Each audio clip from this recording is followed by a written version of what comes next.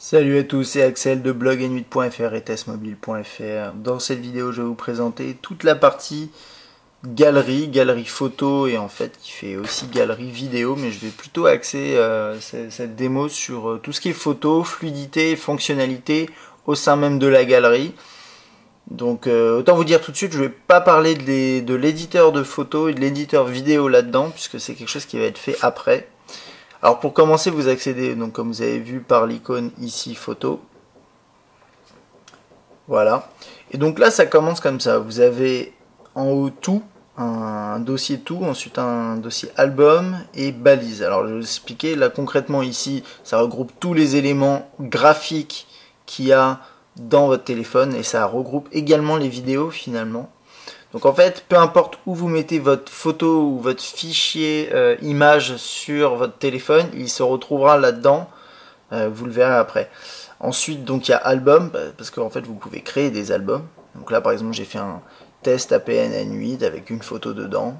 Donc voilà, donc vous pouvez avoir plusieurs photos, ça permet de visionner, de mieux trier ces fichiers. Et là vous avez un album photo prise, donc qui regroupe toutes les photos prises par le téléphone, parce que vous pouvez aussi regrouper d'autres images. Et comme vous avez vu, là j'ai 82 éléments, et en fait ici j'en ai 252, bon, vous verrez après. Et ensuite balise, c'est comme un nuage de mots-clés, donc c'est des tags, des balises que vous assignez à des photos, et plus va y avoir de tags par photo, plus le mot va être gros. Donc là par exemple j'ai nature, donc il n'y en a qu'une, là j'ai chien, oups, chien, et j'ai deux chiens, voilà, deux photos de chiens, et ici j'ai backgrounds, et j'en ai plusieurs, donc c'est pour ça que ça s'affiche en plus gros. Voilà, et ce que vous pouvez faire à partir d'ici, c'est rester appuyé et faire diaporama, supprimer ou renommer.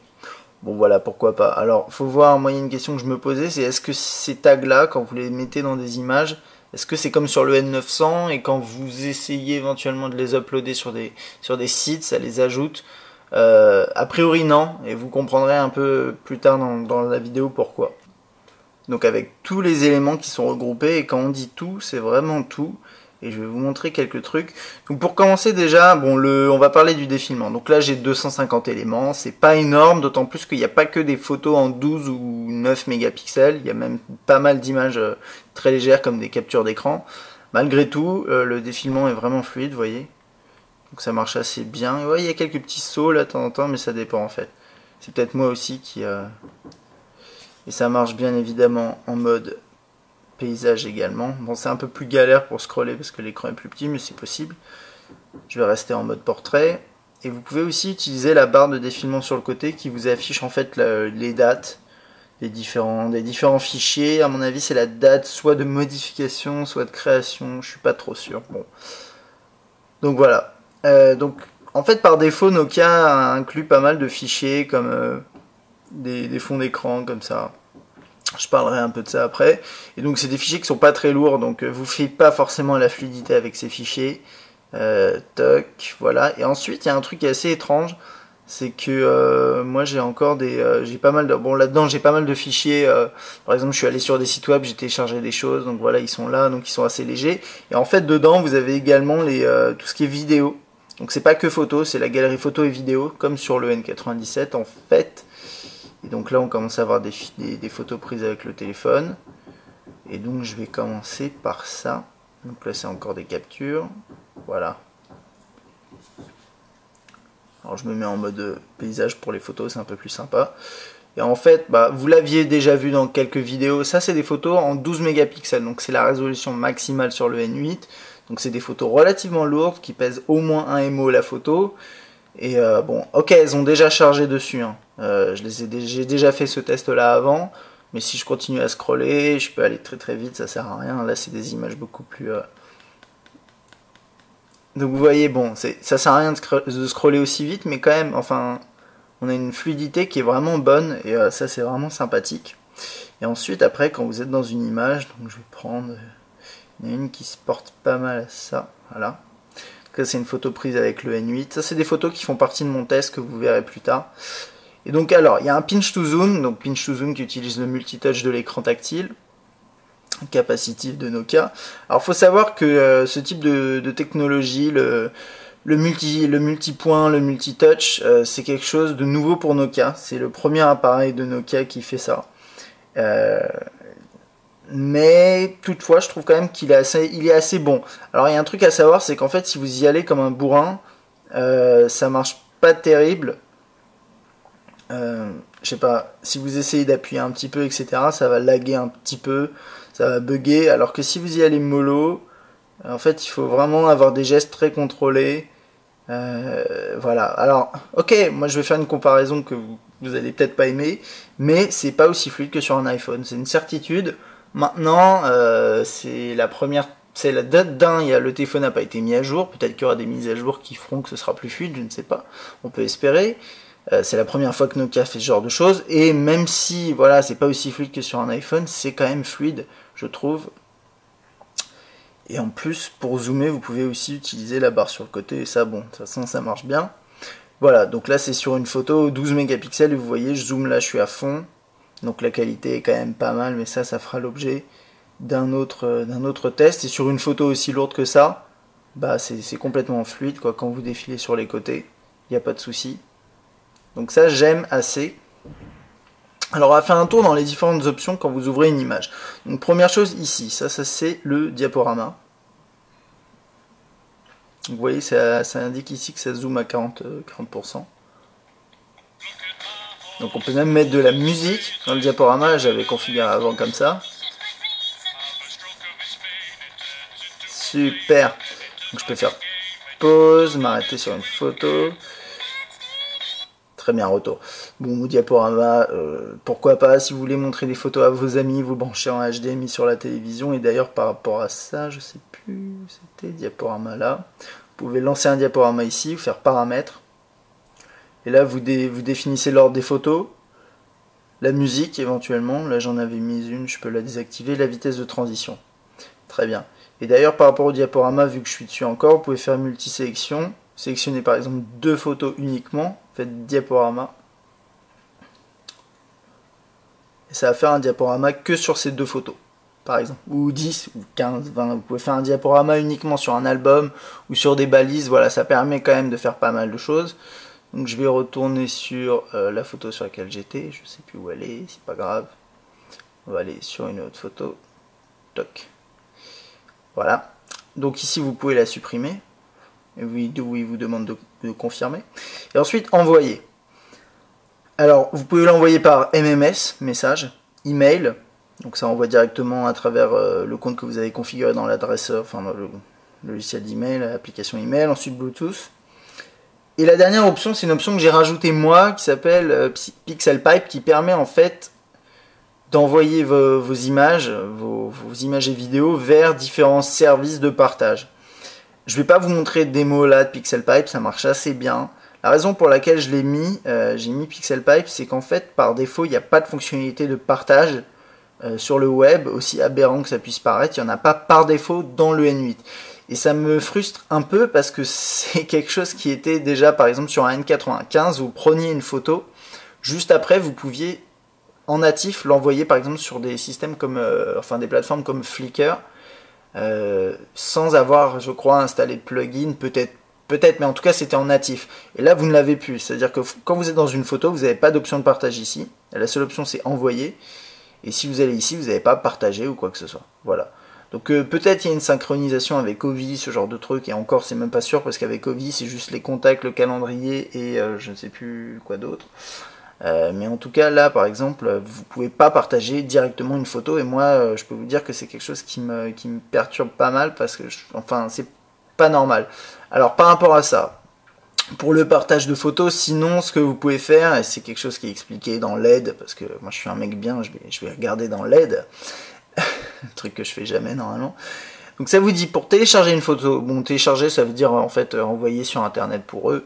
Télécharger une photo, il faut aller dans menu application sociale, sélectionner cette petite icône, sélectionner une photo, la télécharger, blablabla. Bla. Donc en fait il vous explique comment envoyer une photo sur les réseaux sociaux. Et en fait il faut impérativement par défaut passer par l'application qui s'appelle Social et en fait elle s'appelle réseaux sociaux en vérité dans les applications et ça on fera un test plus tard. Enfin, je vous ferai un test plus tard. Je vais revenir là-dessus donc pour conclure cette histoire de partage. Ensuite, dans les options, qu'est-ce que vous avez? Donc envoyer, supprimer, ça c'est pareil, diaporama, modifier. Alors modifier, ça permet d'ouvrir l'éditeur de photos, qui est vraiment intéressant, et ça je ferai une vidéo à part. Vous pouvez voir les détails de la photo, le nom, description, photo, album, l'album. Donc ici vous pouvez pas changer a priori. Ah si, vous pouvez changer, pardon, j'ai rien dit parce que c'est juste que par exemple ici je peux pas, voilà, je peux pas changer le lieu. C'est si la photo est géotaguée, vous avez la résolution, donc là du 12 mégapixels, la taille du fichier, bon. Et là vous n'avez pas d'informations supplémentaires. Ensuite, qu'est-ce qu'on a d'autre? Ajouter à l'album. Vous pouvez ajouter un album qui existe déjà ou créer un nouvel album si vous le voulez. Donc là, voilà, hop, album, traitement, ajouter à l'album. Plutôt rapide, efficace, il n'y a pas de souci. Ensuite, on a ajouté une balise. Donc là, par exemple, bah voilà, je sais pas si elle est cochée, non, elle n'est pas cochée. Je vais la cocher, je vais mettre chien, je vais mettre nature, parce qu'un chien, c'est nature, quoi. Voilà, donc balise ajoutée, vous verrez après, si je reviens en arrière, donc voilà, j'ai mes balises, donc là j'ai la photo qui s'affiche à la fois ici et à la fois ici. Le petit effet là, il est un peu pénible je trouve, parce qu'il ne permet pas d'être réactif, dommage. Voilà, donc ça c'était pour ça. Je vais retourner juste terminer sur mon, ça c'est une screenshot, hein, rien à voir, c'est pas très lourd à charger. Vous pouvez aussi utiliser la photo, attribuer à un contact. Donc, voilà, typiquement attribuer à une personne et quand elle vous appellera, vous verrez la photo. Définir en fond d'écran, ça parle de soi. Alors c'est le fond d'écran a priori qui est... Bah, on va essayer, parce que en fait, qu'est-ce qui va se passer? Ouais, là vous pouvez la recadrer, je sais plus comment ça se passe. Bon bref, peu importe, je vais définir. Photo définie comme fond d'écran. Ça va être ignoble si je reviens en arrière. Bon voilà, en fait il a défini en fond d'écran de l'écran qui était affiché quand on a fait ça, je sais pas, principal, je sais pas trop. Bref, peu importe, pour changer le fond d'écran, vous pouvez procéder différemment, c'est pas forcément la méthode la plus simple pour le faire. Imprimer. Donc, si vous avez branché une imprimante sans fil ou avec le câble USB, j'ai vu ça, en fait il propose éventuellement d'imprimer en USB, je sais plus où ça se passe, je sais pas qui est-ce qui utilise ça avec un téléphone, pourquoi pas, mais là vous voyez vous avez USB, DP, je sais pas, carte mémoire, je sais pas ce que ça veut dire par Bluetooth, bref bon, voilà, vous pouvez le faire, si vous voulez imprimer des photos par exemple directement sur une imprimante spéciale pour ça, guide d'utilisation équité. Voilà, donc ensuite ici, quand vous êtes là-dedans, ce qui est intéressant aussi, c'est la sélection multiple. Donc ça c'est pour lancer le diaporama, je vous avais montré. Sélection multiple, toc toc, vous sélectionnez vos fichiers comme ça, c'est vachement bien je trouve. Vous pouvez soit lancer un diaporama des fichiers sélectionnés, soit faire envoyer, et vous allez envoyer et partager que les photos sélectionnées. Vous pouvez faire option, envoyer, supprimer, vous pouvez aussi supprimer que les photos sélectionner, ajouter à l'album, tout ça en fait ça dépend de ce que vous avez sélectionné. Là si je fais ajouter une balise et que je fais background, balise ajoutée, je crois, si je dis pas de bêtises, voilà, donc il y a mes différentes photos ici qui ont été ajoutées, donc vous voyez ça sélectionne en masse et ça permet de faire du traitement en masse de fichiers. Je trouve ça vraiment pas mal. Et ensuite on a tout coché si vous voulez mettre tout dans un album, etc. Bon, ça c'est assez classique. Et je crois qu'on a fait le tour de la galerie photo. Alors il y a autre chose, bien sûr, il y a des vidéos aussi qui se met là-dedans. J'ai dit que j'insisterai surtout sur les photos. Oups, ça s'est pas lancé. Voilà, mais bon. Ouais, donc là c'était une photo, c'était une vidéo en mode nuit en fait, qui lag un petit peu. Voilà, vous avez le lecteur comme ça, je reviendrai là-dessus plus en profondeur après. Mais en gros voilà, elle s'affiche là, les vidéos s'affichent également dans la galerie pour pouvoir éventuellement les partager, les lire rapidement, etc. etc. Galerie plutôt fluide, pinch to zoom, bah je vous l'ai montré, hein, ça marche bien. Maintenant c'est pas le système le plus fluide que je connaisse, mais c'est quand même une belle performance de la part de Nokia, je trouve. La galerie sinon est efficace, fonctionne bien, elle est très fluide, il n'y a pas de problème. Le seul truc qui me pose problème, c'est le système de partage qui est pas idéal. Maintenant, vous pouvez installer quand même des plugins à part. Donc comme là, j'ai installé PixelPipe, qui est d'ailleurs préinstallé par défaut, mais pas dans cette version. Il y a une autre version qui est installée. Bref, je vous mettrai un lien dans l'article sur Blog N8. Et donc voilà. Donc ça, c'était un petit tour de la galerie. J'espère que ça vous a plu et je vous dis à bientôt.